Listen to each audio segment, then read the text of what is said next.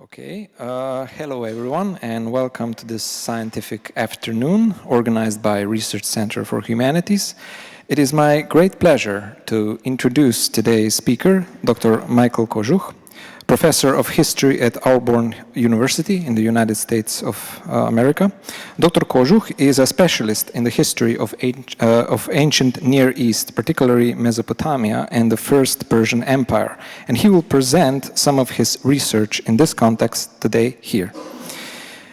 Before I head over to Dr. Kozuh, let me just say a few words of his academic background.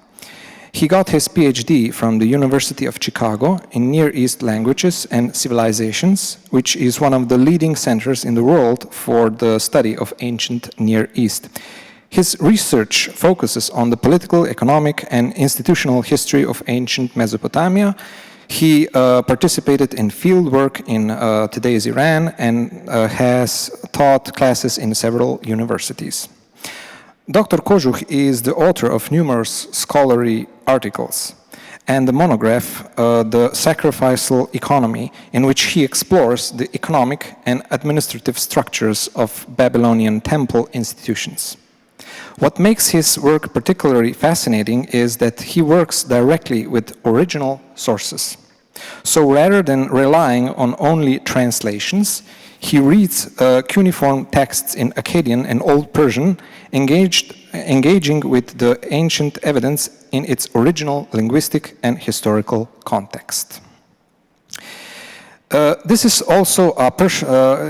is also a personal connection that makes today's visit especially meaningful for us. Dr. Kozuh is a Slovene American. He has actively been involved in the Slovene Union of America, the organization that helps to maintain Slovene culture and their community among immigrants and their descendants for more than a century. Today he will present a lecture that's titled The Cyrus Cylinder from Babylonian Propaganda to the Charter of Human Rights, in which he will explore one of the most famous artifacts of ancient world and examine how its meaning has been interpreted and sometimes reinterpreted across different historical contexts. So, Michael, the floor is yours. Thank you very much. Everyone can hear me okay? Okay. Thank you, Milan, for that introduction. Thank you for being here. This has been a wonderful few days getting to know your university. This is my first time in this part of Slovenia, and it's just will not be my last. I've had just a wonderful few days here. The main object I want to talk about here is called the Cyrus Cylinder, and that's a picture of it there. It has writing on it, which we'll talk about, just to give you a sense of the size of it here. Here it is here in the British Museum where it's from, and you see it relative to a person. So you see the size, it's about that big or so when we go through it. And its home is in the British Museum, but every few years it takes world tours. And I'll give you some headlines for where it goes around the world, and you will see that these headlines read more into this cylinder every time we go through them. And so here is one when it was in Los Angeles, where there was a big Iranian diaspora community. That's a pretty responsible one. Again, sort of moving on here, they're not saying much about it. Then we get into CNN, and it tells us that this has the blueprint, right, for Middle Eastern peace in the cylinder itself. This in the BBC compares Cyrus to Thomas Jefferson, if you know your American politics. And then, let's see, the Cyrus Cylinder, Ancient Decree of Religious Freedom, starts U.S. tour, right? So it goes out and it garners these headlines, which make it seem like that there's quite a bit there for us to do. So what we're going to do today, and again, another one, this is its most recent tour. This was when it was at Yale, the first Charter of Human Rights. And so I effectively want to do two things here with this discussion. First, I want to understand the cylinder in its ancient context. This is the area where I can speak most confidently, where I do my research, and I'm going to make the case that we just dramatically misunderstand it, that its popular understanding just simply doesn't line up with what it actually says. And you will see that. And we're going to take a deep dive into some ancient history, and you'll see what we do there. And the second thing is we want to figure out why it's misunderstood. Like, what happened to turn this very Babylonian text, which I will show you, into people calling it the first charter of human rights and that sort of thing. A complex and an interesting story, as we will see. So I will sort of structure this around the modern history of the Cyrus cylinder, from when it was discovered and how it made its way into the news. We'll go from its discovery until the 1950s. That will be fairly short.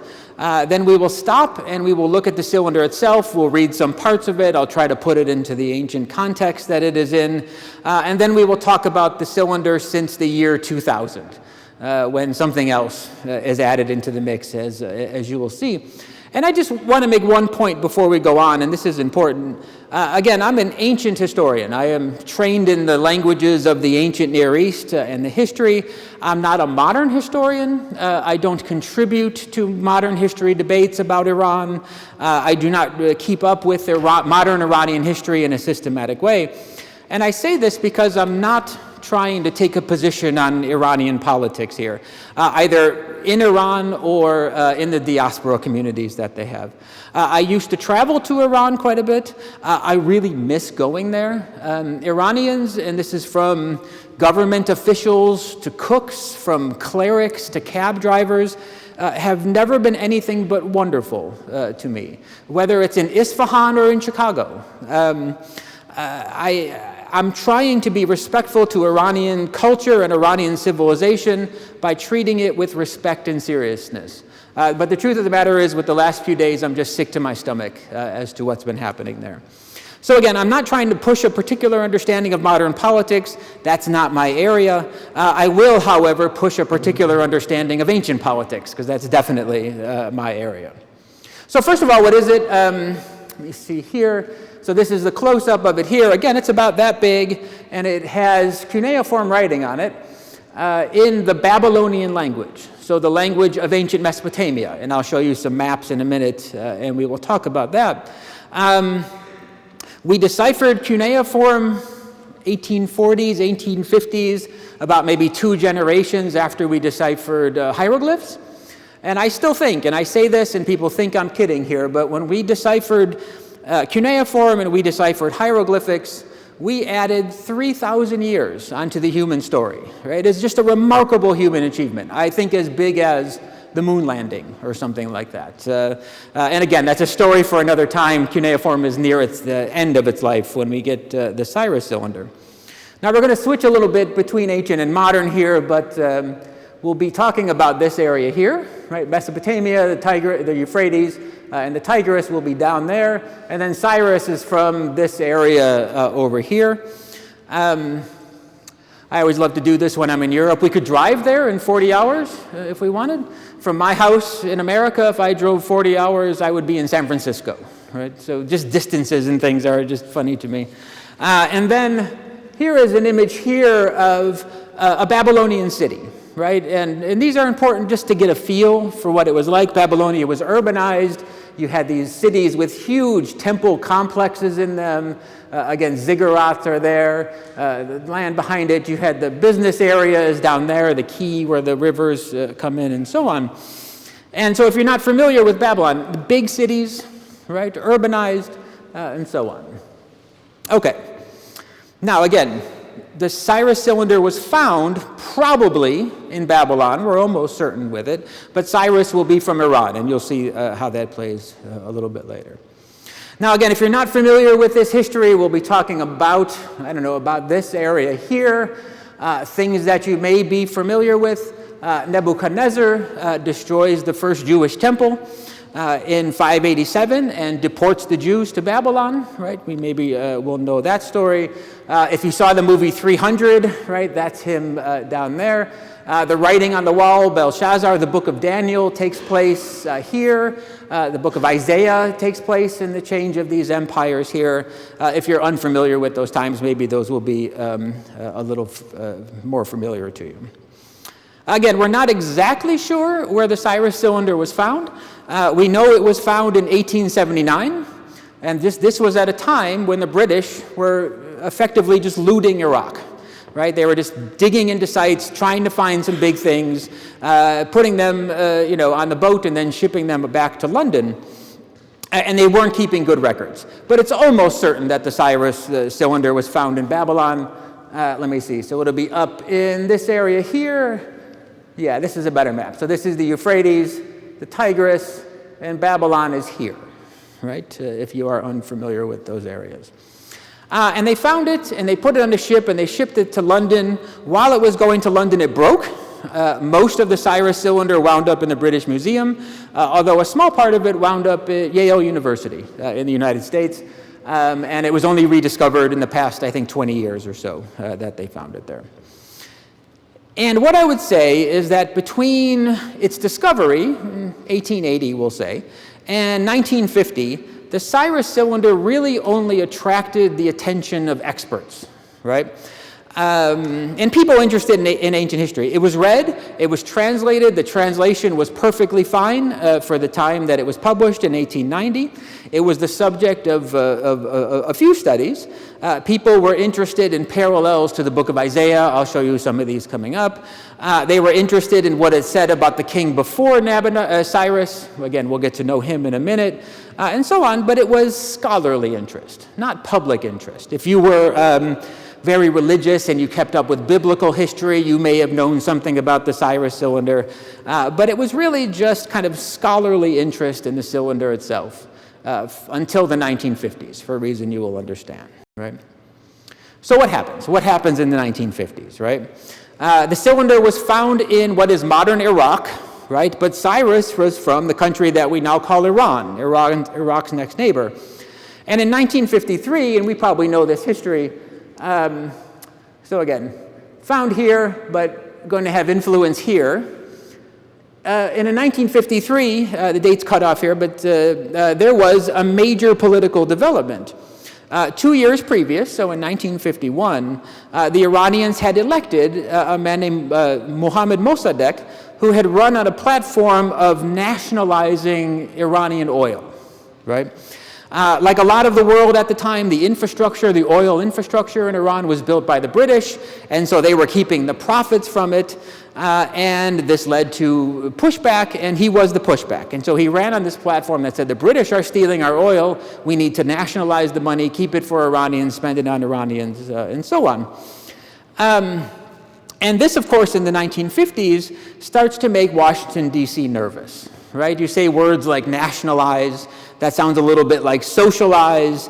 The Iranians at the time shared a border with the Soviet Union, and the United States did not want the Soviet Union to have a port on the Arabian Sea into the Indian Ocean, definitely didn't want them at that sort of oil. And so the United States, with Iranian partners, orchestrated a coup, famously, against Mossadegh, right?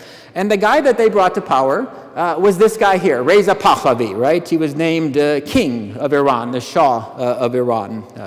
And he was put in power by the United States with its Iranian partners.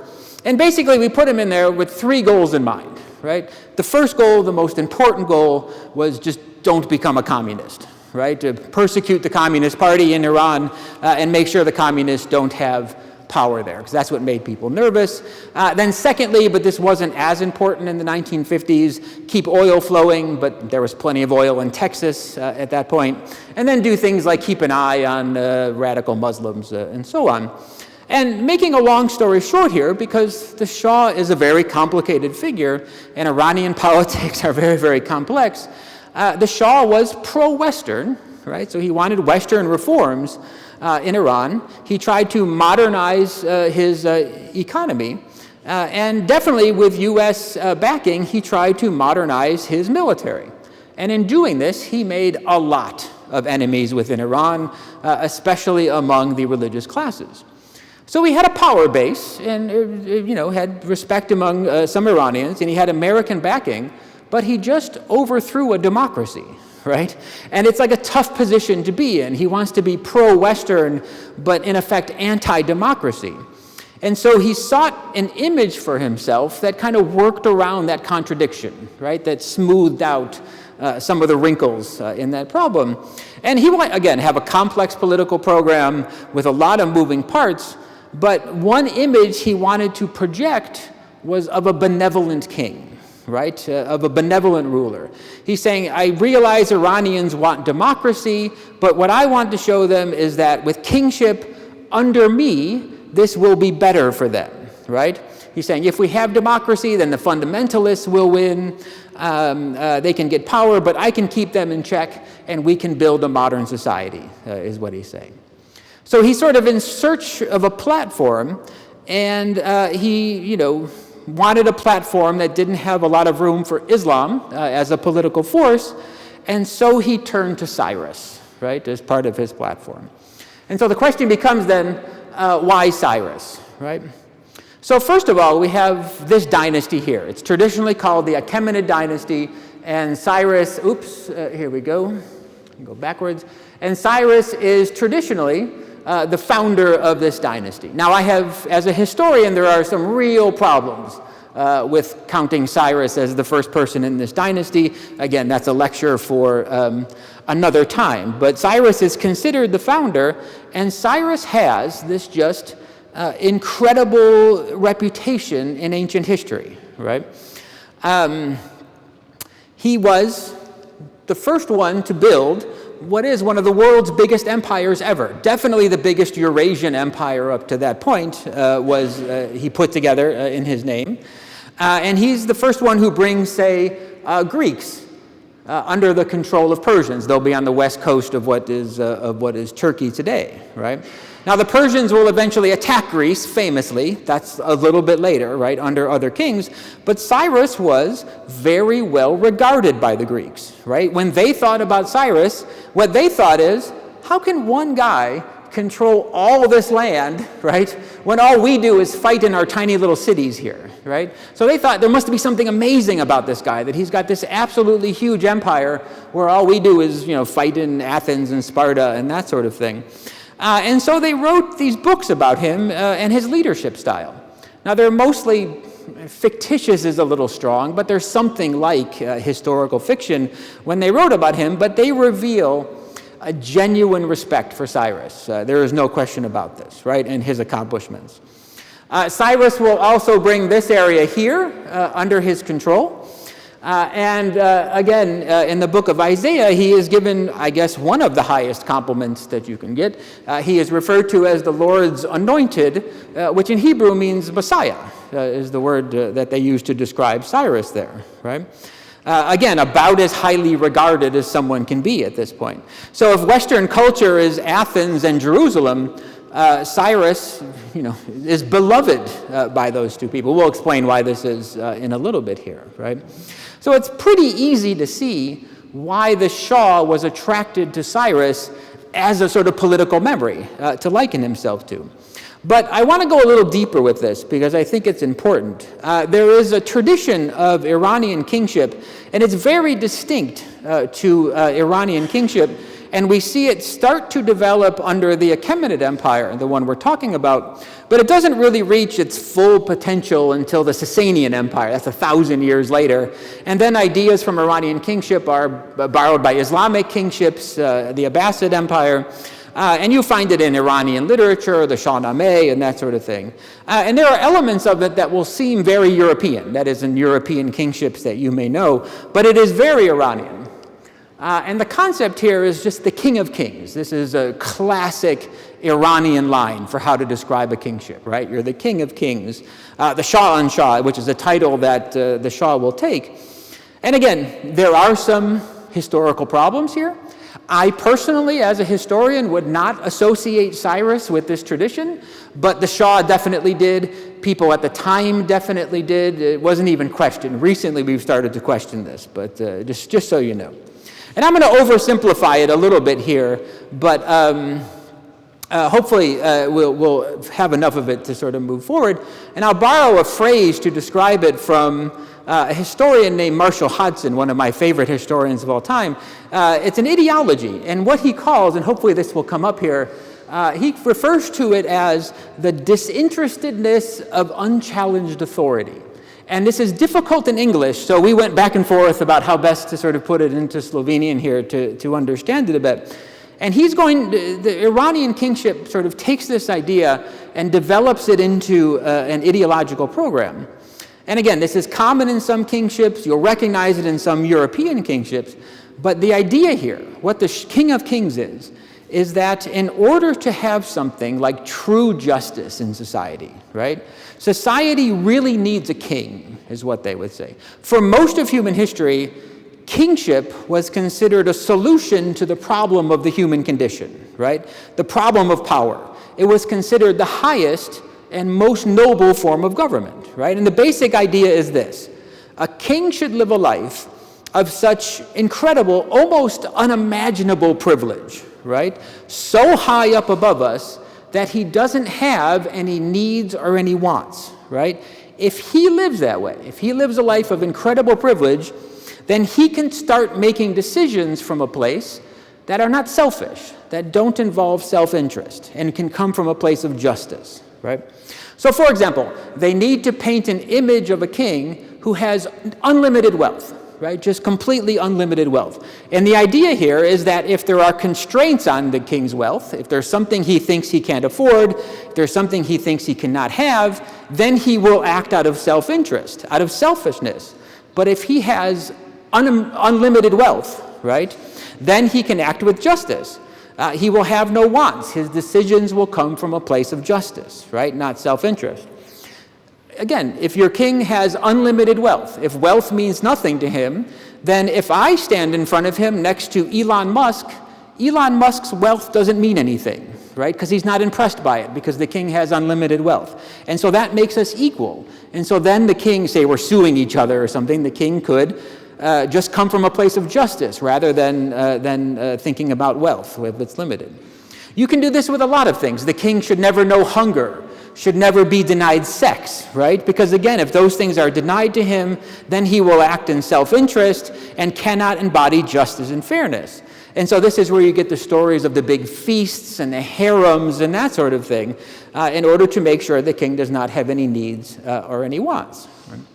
And so the idea here is it's an ideology. You paint an image of the king who is above human needs and human wants, and then he can act from a place of purity. That's how you get justice in society. You make decisions from a place where you're not constrained by want or self-interest, and then you can get justice and mercy, and you can start to solve some of the problems of the human condition. Right? So the first thing to get, this is a very noble tradition, right? It's a genuine attempt to address the problems of human societies. Its basic assumption is that life and society are unfair, that locally you're probably being oppressed by powerful people, right? Your local king, your local ruler, whatever it may be, they are oppressing you. The way out of this, the solution to this, is kingship, they would say. To have a king so far above the rest of society that the difference between me and locally powerful people doesn't mean anything to him. We're in effect all the same before him. Right? So again, not constrained by wealth or power, he can act out of justice and out of fairness. And it's just a really important way to understand kingship. I'll give you two examples of how it often plays out, and you'll recognize these, again, if you know some European kingship. They would always tell a story of a bell that's on the outside of the king's dwelling, his castle. And anyone could go up and ring that bell. You could be poor, you could be rich, and you can say, I have a problem that I need the king to address, and the king would come out and would solve those problems, right? If you're being oppressed, the king, the embodiment of pure justice, would be here for you when you alert him, right? Another common mythology they will tell is a story how the king is riding through town, everyone's coming up to him saying, help me with my problem, help me with my problem, and he looks around and he sees an old person. And he sort of picks her out of the crowd, right, and says, bring her to me, let me solve her problem. And the idea here is that he's there for the oppressed, right? He's there for the weak. He can help them. Again, this is ideology, this is mythology. Who knows how it actually operated? That's always a problem. But that's the image that they wanted you to do. And I would say this, give you one more perspective. When you have that kind of kingship, you start to develop something that we would call tolerance, right? Very different from how we understand it, and I do want to stress this, but let me give you a relief from a king, 3 kings away from Cyrus, 4, or depending how you count it. And this is going to be Darius the First. Now these are the graves of some Iranian king, not Cyrus. You'll see his grave later. But you're going to look at the relief here, which is, they're all the same in all of them, and it's really hard to photograph, so you'll see how this works. So this is it here, and I'll show you a better picture in a minute, but this is Darius here, there's a flame there, there's the god up there, and then there's all the representatives of the empire here. This is from another king, but it's the same relief that they have, and then I'll zero in on some of these people here. And as you can see, every one of them is a representative of a different sort of ethnicity within the empire, right? They have different hairstyles, different clothes styles, different weapons that they will bring, and these are all local to it. And they're holding up, I go backwards here, they're holding up the throne that Darius is on, right? And so this is an idea where the King of Kings is, these representatives are holding up his throne. Everyone's depicted in local things, local styles. And it becomes a sort of celebration of his power, right? All of these people from all of these different places, I am representing them, I am floating above them, and I can come and bring them mercy and justice if they support my kingship, right? And again, this is not how I understand things like diversity and human rights today, but if you wanted to write a long-term history of those subjects, you would start here. You would start thinking about it here. Now again, there's so much more we could do with this. The king travels, and so you get a chance to see him and see him exercise his mercy. The Persians, they sort of invent how to use your treasury with skill, how to buy loyalty and keep people loyal to your kingship and so on, right? And so you have this very noble tradition of Iranian kingships, starts with the Achaemenids, the ones we're talking about here, and then develops for 1,000 years, right? And in the Iranian tradition, Cyrus is the father, the one who starts this idea of this kind of noble kingship. And so the Shah, coming back to him, ties himself into these very ancient patterns of Iranian kingship. And from 1953 until 1979, when he was deposed, for lack of a better word, there was a celebration of Cyrus in Iran, right? So there he is. The Shah gave some money to go and excavate Cyrus's capital city, Psagarde. And it was published in this just beautiful volume. I mean, they just did absolutely wonderful work with it. They went and found Cyrus's hometown, a place called Anshan. My advisor was involved with this and excavated it with some Iranian money. The Shah held these very, very, very public ceremonies where he celebrated the memory of Cyrus. Here he is at Cyrus's tomb. So again, different from the ones you saw. This is where Cyrus was buried. And then some of you probably know this. He has this absolutely huge party in 1971, catered by Maxims of Paris, where he celebrates 2,500 years of the Iranian monarchy. He brings in representatives from all over the world. Again, here's some more examples here. The Vice President of the United States was there. Tito was there at the same time, and so on. Just these absolutely just huge expenditures of money and bringing people in and so on. And then in the 1960s, right, people begin to really agitate for nations to discuss and draft and then sign what they were calling the Universal Declaration of Human Rights. These are movements that came out of the anti-colonial movements, out of nonviolence movements in the United States, and then you just have the utter destruction of World War II, decolonization movements, and so on. And there was real initiative for these movements. They were actually going somewhere. And this was something a benevolent king can get behind. And so in 1968, they have the first Congress of Human Rights in Tehran. Right, under with the Shah presiding over it. And it was there that he declared, for reasons nobody really understands, right? But it was there that he declared that the Cyrus Cylinder was the first charter of human rights, right? And he gave a gift of a replica, a copy of the Cyrus cylinder, to the United Nations in New York, and you can still walk by it today as the first Charter of Human Rights as you come in.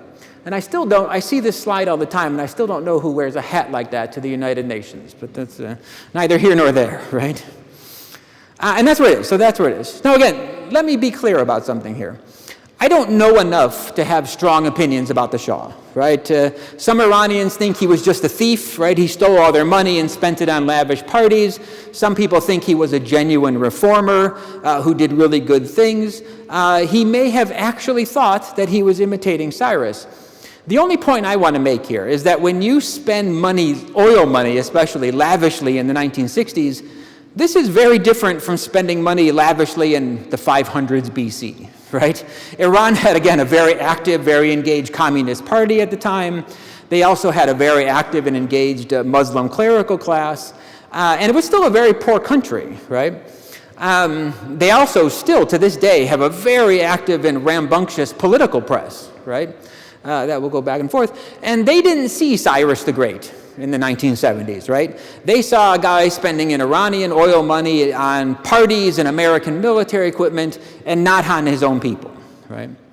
So if the Shah saw himself as part of a noble Iranian tradition that embodies justice, amasses wealth and spends it on his own people, he failed to convince the political press, the clerics, and so on. There was massive pushback against him. And then he was overthrown, as we all know, in 1979 by the Ayatollah Khomeini. He was overthrown as an American puppet who was just doing our bidding there. And the Ayatollah comes in and he ushers in a pretty rough year, 30 years or so for Iranians that, again, may be ending at this moment, we're not sure. Iranians thought they were overthrowing a king and getting a democracy, and instead they got something between a democracy and a theology, right, an Islamic republic. For our purposes here, though, interest in the Cyrus cylinder dies with the Ayatollah, right? The Ayatollah was not interested in promoting the idea of a king, much less a pre-Islamic one. Many Iranians fled Iran when the Ayatollah took over. They came to the United States, especially Los Angeles. They went to London and so on, and they established these thriving diaspora communities. We'll come back to them a little bit. All right, so then let's get to the cylinder itself. And this is where I start to ruin the party. This is where I, as an ancient historian, have some particular opinions here. So the empire that Cyrus overthrew was this one here. It's called the Neo-Babylonian Empire. Again, you may have heard of Nebuchadnezzar, of Belshazzar is another person here who is the son of Nabonidus. And I do this fairly quickly here. But the Neo-Babylonian Empire existed at the same time as the Median Empire, as you see in this map here. And it was Babylonians weren't particularly good at running empires, right? Just they kind of like the Greeks compared to the Romans. The Romans could run a great empire. The Greeks were never all that great at it. Sort of the same thing, right? Cyrus starts to put together his military and will first of all overthrow the Median Empire, and that will be quick and we don't know much about it. But the last king of the Babylonian Empire, again, Nabonidus here, he's 17-year reign, but it was a 17-year reign that, like any Babylonian king, was sort of rickety, right? Nabonidus himself was probably a usurper, took the throne by force, right, by violence. He rarely mentions his father. He says at one point he's the son of a nobody. It's not all that important. But one thing he was smart. And he realized that Babylon itself was actually a really hard place to run.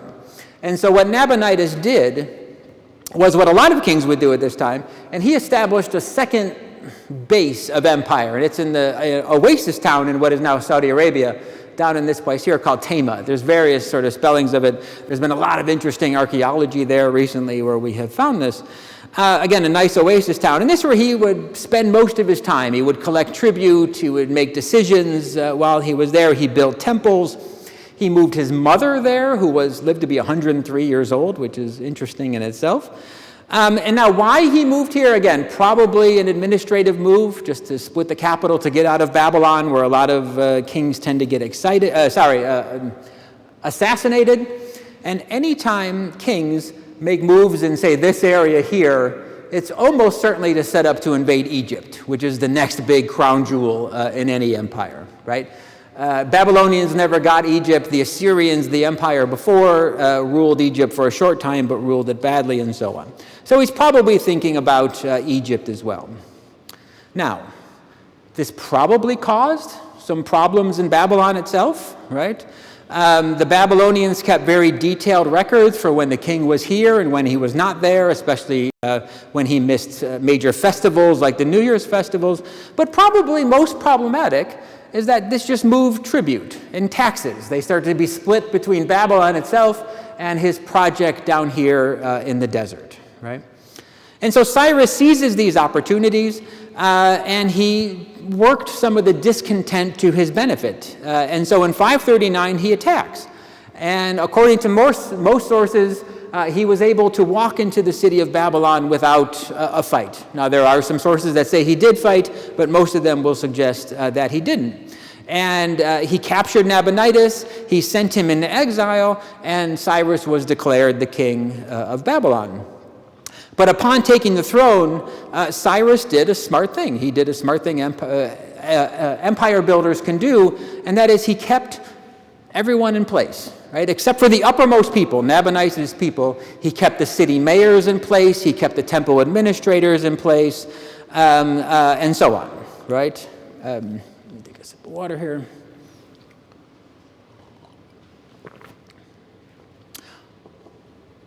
But there was a problem. Nabonidus was king for 16 years, right? And we have a lot of documentation for those 16 years. And what we can see in that documentation is that nobody really seems to have had a problem with him, right? He did what all Babylonian kings do. He built temples, he presided over ceremonies when he was there, he kept his empire in shape. We don't know of any internal discontent to Nabonidus in a well-documented time, but what we can say with certainty is that not one text from the reign of Nabonidus shows him to be liked or disliked more than any other Babylonian king at this point. And so when Cyrus took over, he effectively had to explain why he was there, like what he was doing there, right? Why the kingship was transferred to him. But he also had to explain why all these administrators that he kept in place worked for the previous king and are now working for him. And this is actually a difficult problem, right? And so, written up in his name was the Cyrus cylinder. Here we go here. Right? This is one of my favorite lines here. And so before we get into the Cyrus cylinder, let me just make this point. This was the classic history of the Persian Empire from the 1950s until the 1980s or so. And the opening line of this book says, when Cyrus conquered Babylon in 539, the world was old. And what he means is this. Cyrus conquered a civilization that at that time was already ancient. It was 2,000 years old, right? They had had writing for 2,000 years by the time that Cyrus came in and took the place of a fairly continuous tradition. Like Mesopotamian traditions of kingship were 2,000 years old by the time Cyrus took Babylon. And so my point here is that over 2,000 years, they had developed explanations for why things like this happen, why one king will be overthrown and another one comes in. And that's what they want to hear from Cyrus, right? 2 millennium of explanations. They want to know, in our terms, why did this happen? Why was our one king thrown out and a new king comes in, right? And so, for example, when this happens, and it happened a lot over 2,000 years, they would write up a cylinder. So, for example, here is the Cyrus cylinder. But there are other Mesopotamian cylinders that go way back in time, right? So this is Nebuchadnezzar has one. We're getting a little bit older here. I'm going backwards in time with these. Again, a little bit older there. And then they start off as these pegs that they would put into temple walls. Another example here. This is a really old. This is 1800 BC, if not a little bit older than that. And again, really old, Sumerian, if you know your ancient history, is going to be one of these, right? Some of our oldest Mesopotamian writing are actually on these pegs, where the king identifies himself, talks about how much he loves the gods, and so on. And so the first thing is there's a history there, right? There's a 2,000-year history to kings writing on cylinders, telling their story, right? The second thing to get is that the cylinder itself was probably not for display, right? What these kings say when they write these things is that they're going to bury them. They bury them in the wall or they bury them in the ground. And what they say is when another king unearths these, read it and then read about how great I was, right? So my point here is that the cylinder itself and the writing on it wasn't for public pronouncement. It was actually meant to be buried for another king to discover later and then learn how great Cyrus was, and this is a tradition that goes way back. Okay, so here it is.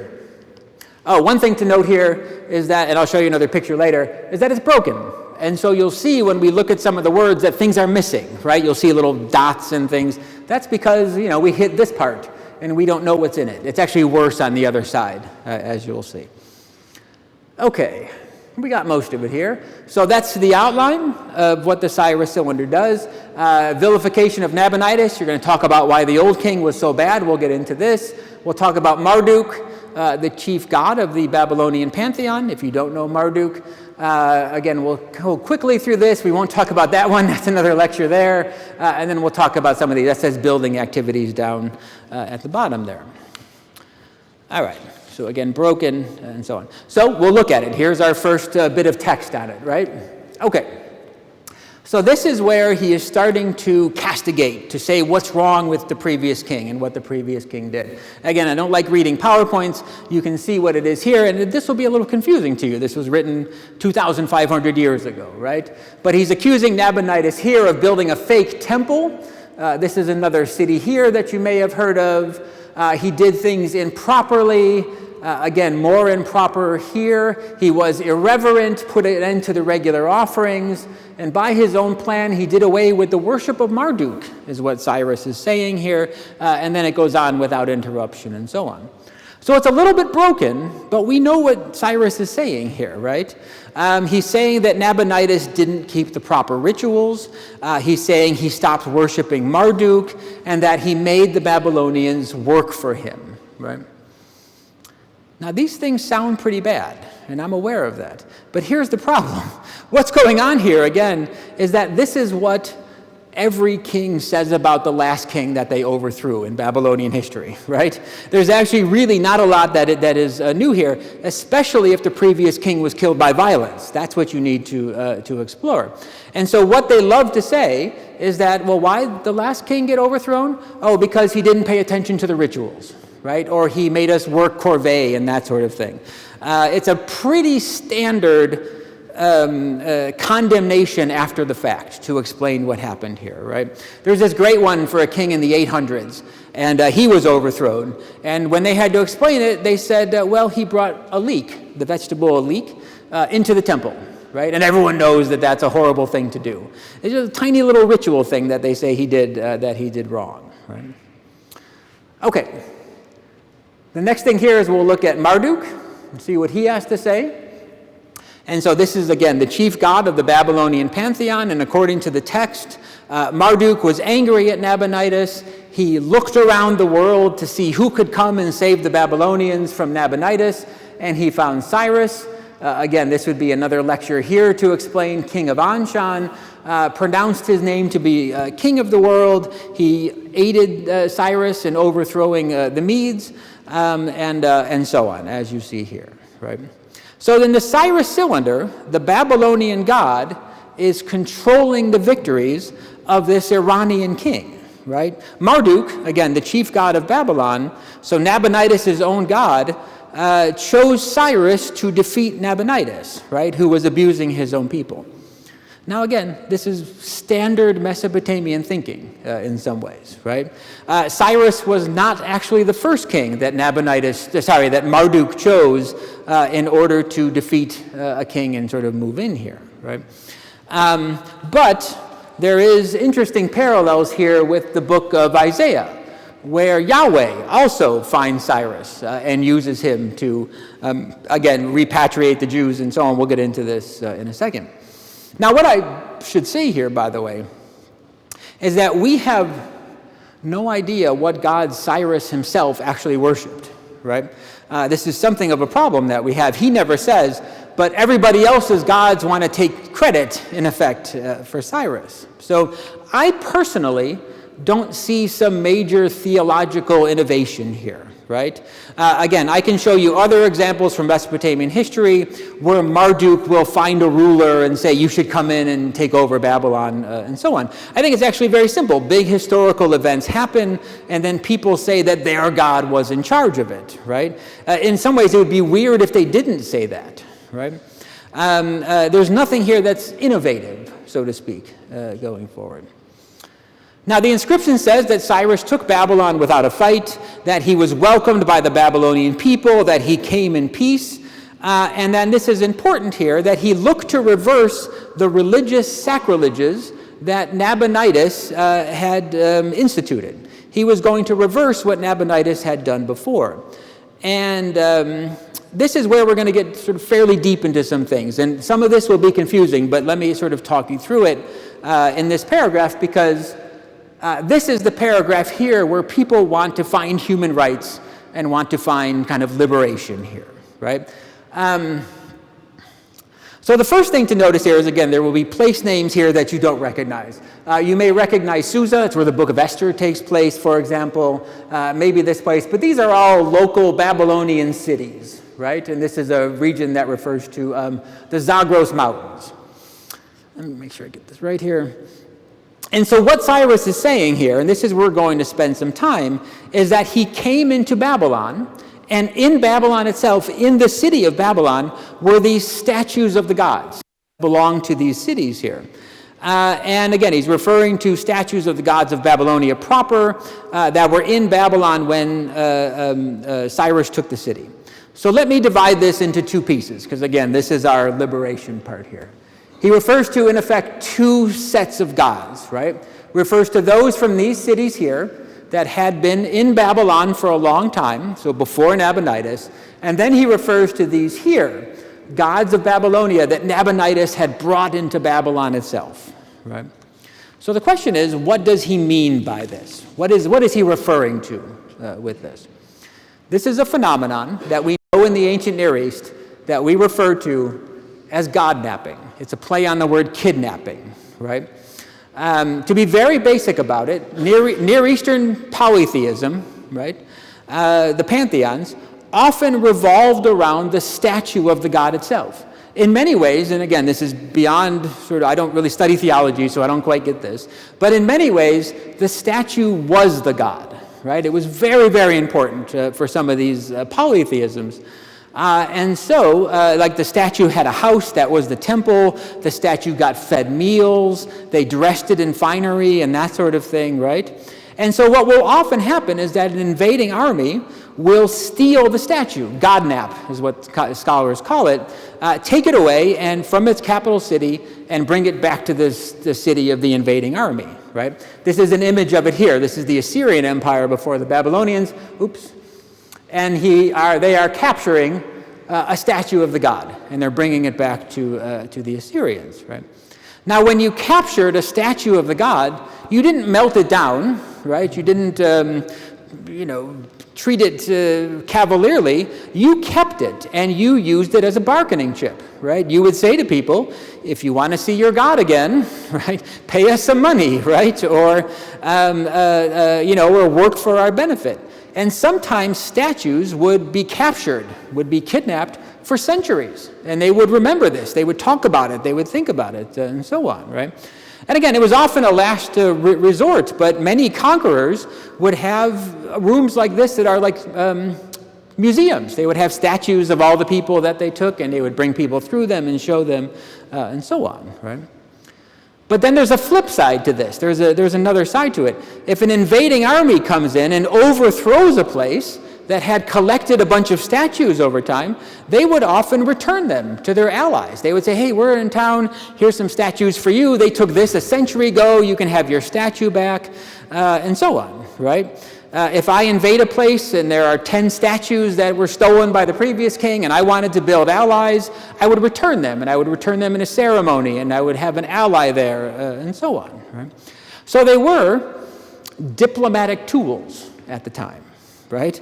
And if you have them, you can use them to your advantage. And so what Cyrus is saying here, right, is that when he took Babylon, he discovered a group of statues that were there, and then he returned those statues to their original cities, right? And we know, in effect, that this will be sort of near his home, and that many of the cities that he's talking about here form a line, and they probably form the line that he used to get into Babylon. He's saying, these cities let me get through, they let me conquer the city, and so I'm going to reward them by giving their statues back in this, right? Again, this is rewarding allies for their loyalty to you, right? It's what good empire builders do. And there are parallels for this in the Hebrew Bible, in the Old Testament. You have Ezra 1, where Cyrus says, all right, I am going to allow the Jews to go back to Jerusalem, and I am going to help them rebuild their temple, right? Again, along the same lines of what we were talking about here. Now, Jews famously don't have statues of Yahweh. That's rather famous, right? But they do have, temple utensils and this sort of thing. And Cyrus, again, here is clearly acting on the same impulse that you find in the Cyrus cylinder, right? Rewarding his allies by returning their gods to them. And so people will read benevolence into this. They will read tolerance into this. And the argument is that Cyrus is allowing people to worship their own gods, freedom of religion, and so on. But the problem is that at this point in history, nobody doesn't allow you to worship your own gods. That's something that comes a little bit later, right? They may destroy your temple, they may, steal your god and that sort of thing, but it never crosses their mind to say you can't really worship your god, right? We know a lot of people whose gods are god-napped, and so they find another way to worship their god despite the fact the statue isn't there, right? Again, this can get really complex and so on. I kind of think it's like the Romans, right? The Romans say, you have your gods, we have our gods, we just want you to recognize that our gods are better, right? Because again, we have an empire.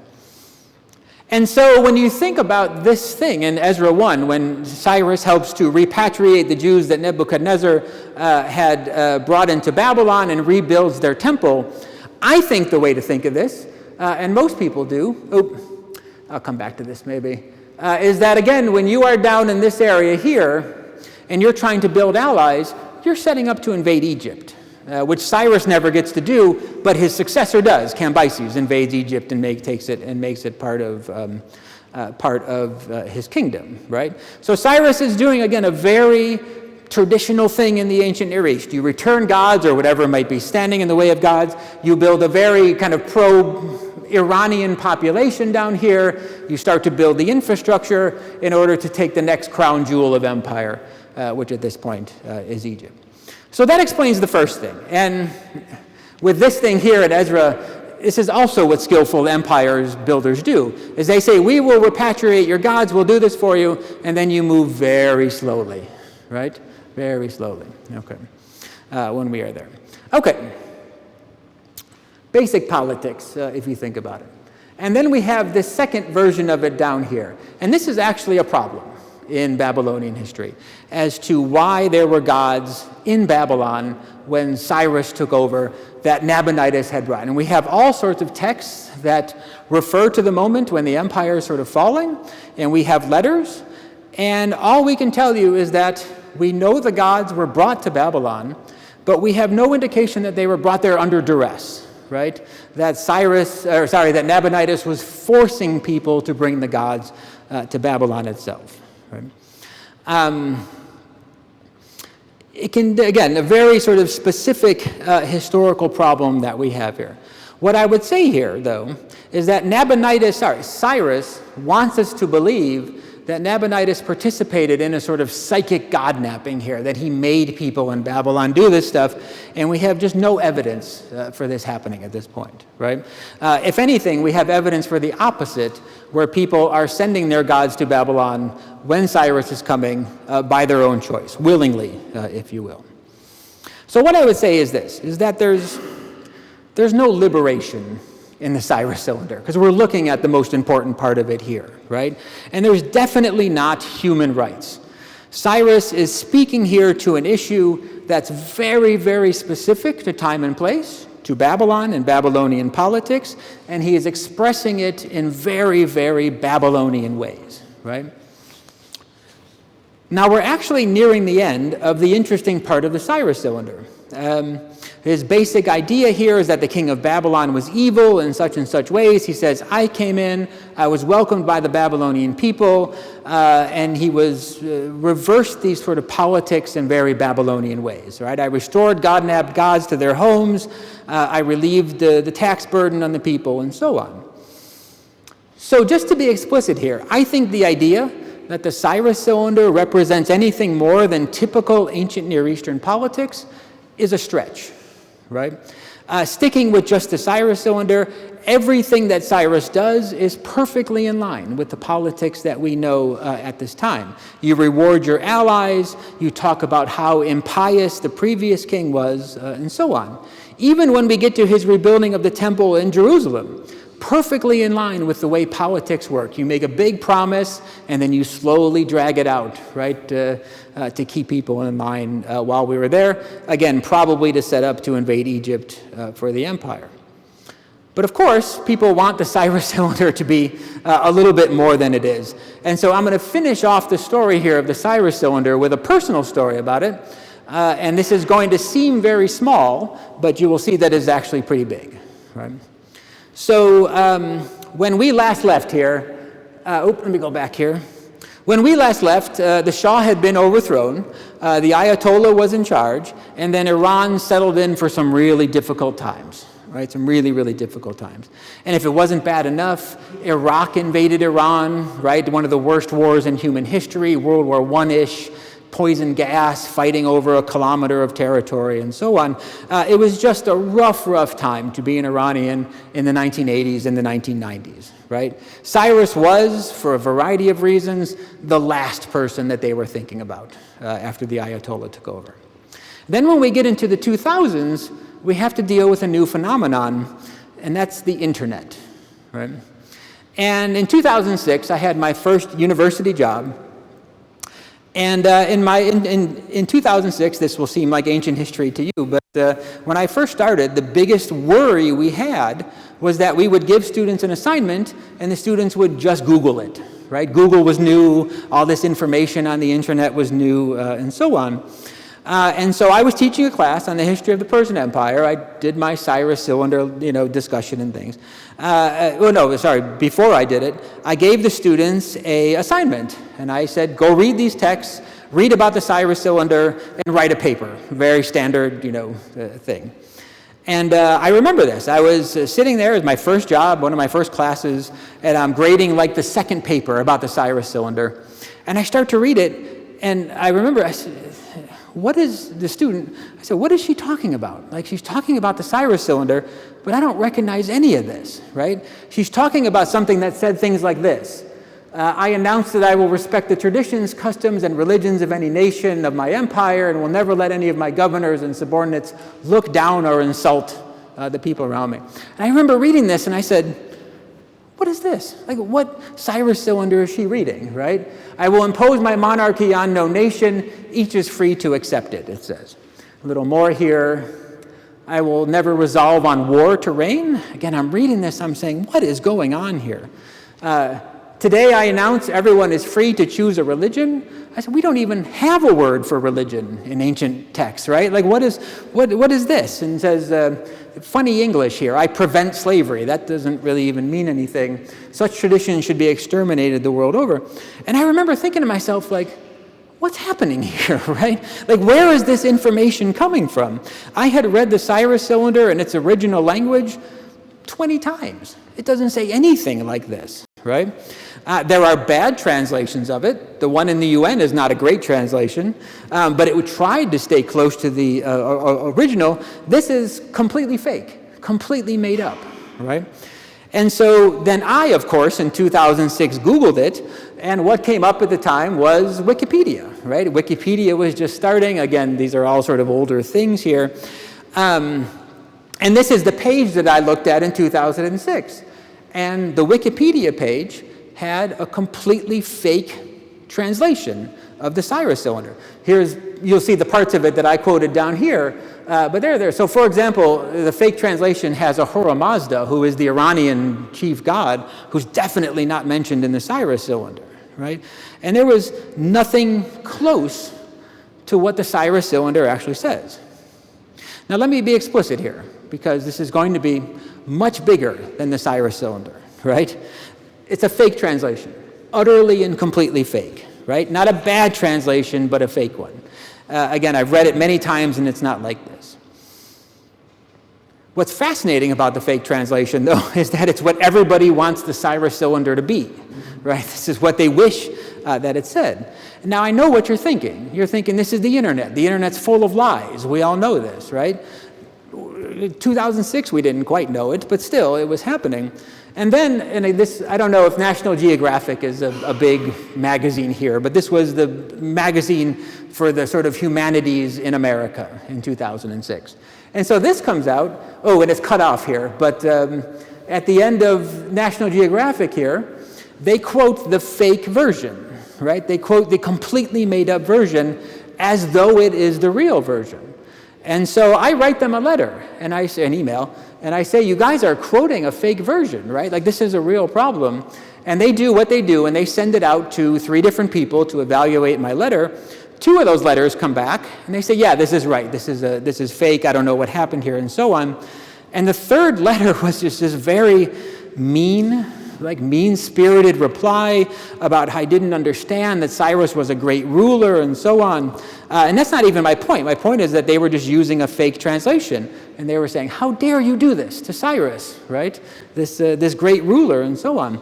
And I worked with them for months. And I was so excited because my whole family reads National Geographic, and I thought maybe my name would be in there at some point. And then they printed 1 line, and they said there's a debate about the translation of the Cyrus cylinder.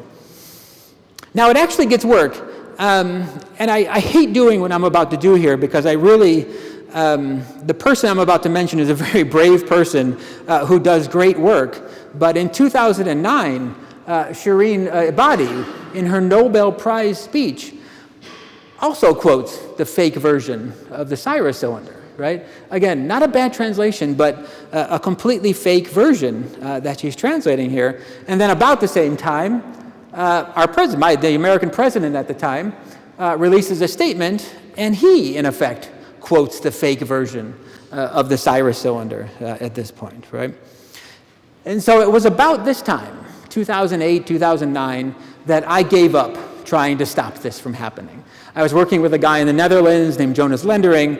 We were trying to figure out where this fake translation came from, trying to figure out how to stop it, and we just couldn't. The president was quoting it, Nobel Prize winners were quoting the fake version, and so on. He, in particular, would get into these fights with people online on Wikipedia about what's real, and the vitriol around these fake translations was just amazing. And it goes on and on. There was a report, this was about 2010 or 11, that they found a horse hide in China with the Cyrus cylinder on it. This is what they were saying that was here.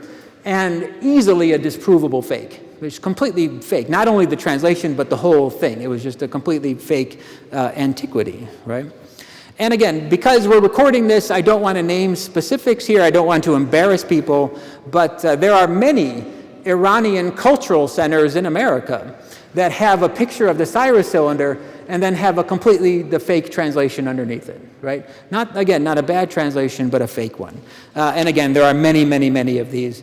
This is a new statue near my house that's in Atlanta, Georgia, about an hour and a half from me, and he's got the Cyrus cylinder there, but they don't have a translation, right? So we're okay. Now, what I will say is this. I have a couple conclusions. This is the end of the talk here. For the first, historians should debate the legacy of Cyrus, right? But what we're debating here are facts, like actual facts about things. And when we try to point out that this is fake, we get shouted down by people. Iranians have a really, again, complex relationship with their home country. Iranians love ancient history. Books about ancient history are often bestsellers in Iran. They're very fluent in it. And for the most part, I've lectured in front of many Iranian groups. They want the truth, right? I've sort of told them about the fake translation, and then they'll always come up and they'll say, you know, that fake translation, that was in my high school history book, right? Like it was real to me at this point, and they're kind of shocked and they want to talk about this more. And they want to learn more. So we can't like run away from the truth. I mean, it's responsible people want to know. But there's one thing that I can't let go, and I will point it out. What we see with the Cyrus cylinder is how the internet is sort of destroying information, right?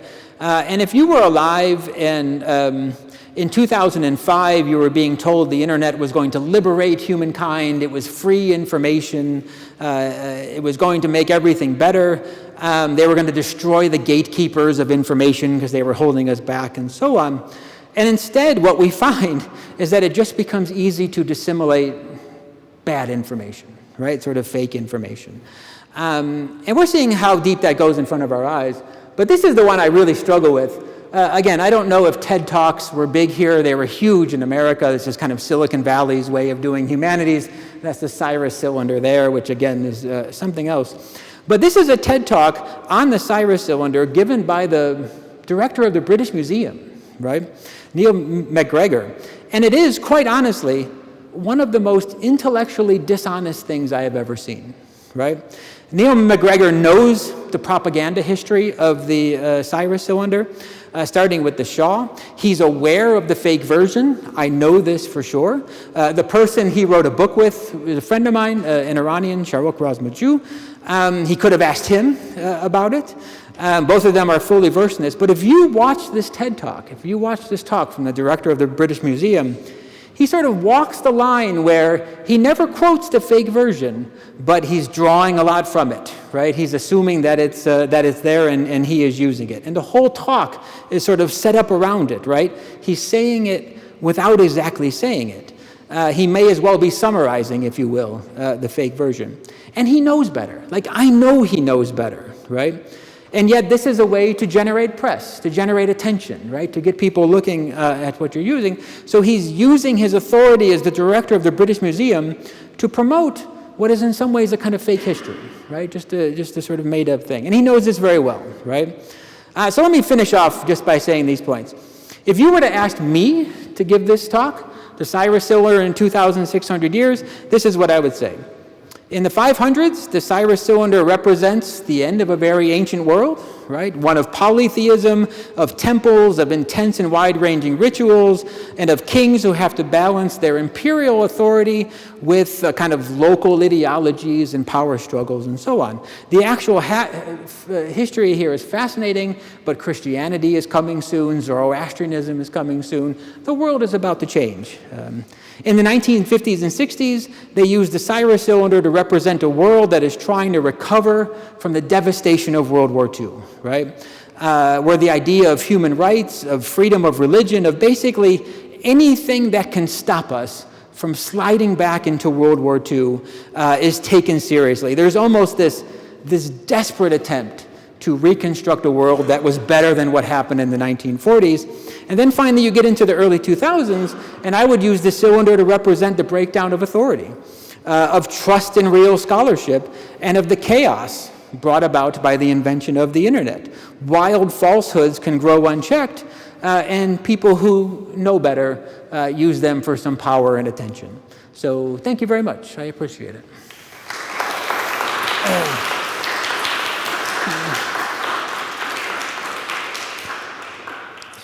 Okay, thank you, Mike, for this very interesting lecture.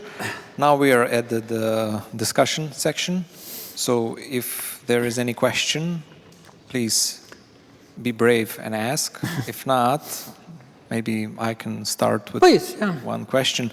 Well, you mentioned a lot of these documents, a lot of different cylinders and all that. And I'm pretty interested.